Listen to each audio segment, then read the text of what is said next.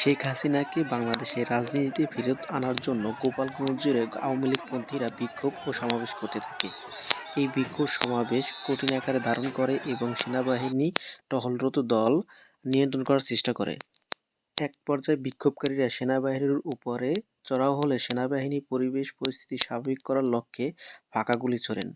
এরপরে বিক্ষোভকারীরা সেনাবাহিনীর উপরে উল্টো ধাওয়া দেন এবং তাদেরকে মারধর করেন এবং শেষ পাওয়া পর্যন্ত তারা সেনাবাহিনী সহ সাংবাদিককে আহত করেছেন এবং তাদেরকে লাঠিসোঁটা ও দেশীয় অস্ত্র নিয়ে বিক্ষোভ করতে দেখা যায়। সর্বশেষ খবর পাওয়া পর্যন্ত সেনাবাহিনীর ২টি টহলরত গাড়ি ভাঙচুর করেন, একটি গাড়িতে আগুন ধরিয়ে দেন। তারই খণ্ডচিত্র তুলে ধরা হলো, যা আপনারা এখন দেখতে পাচ্ছেন।